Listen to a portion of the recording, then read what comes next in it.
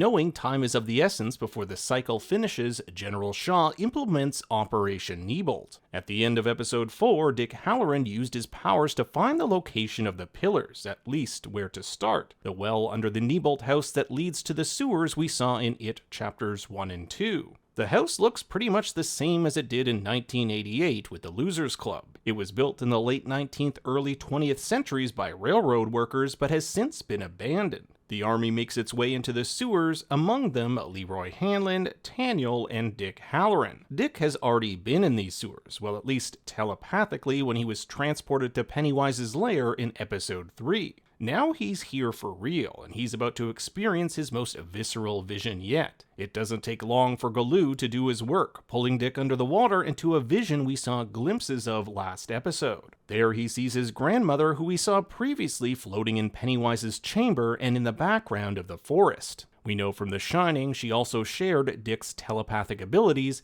and the two would often have whole conversations between each other in their heads. This is something Grandpa brings up and is none too pleased about. He carries with him a chained box. If you remember last episode, Grandma reminded him to, quote, keep that lid on tight. It's in Dr. Sleep we learn that Dick's grandmother taught him something called the Lockbox technique, a sort of mental defense mechanism that allows him to store monsters, spirits, and even trauma. In episode 3, we got glimpses of this trauma when Dick met Pennywise, shots of his time in the war, his grandmother, and a Mardi Gras type festival. When Grandpa opens the box, it suggests all these traumatic memories, including actual spirits or monsters from his past, could be unleashed upon Derry. Dick's vision also hints at his abusive upbringing. From Dr. Sleep, we know that it was his grandfather who tormented him, and we'll see him yelling at Dick that power like his is meant to be used, so it's very likely he wanted to exploit Dick's power for his own gain, something he and his grandmother were vehemently against. We don't really know how Grandma died, but if this vision is any indication, it was likely a gunshot by Grandpa.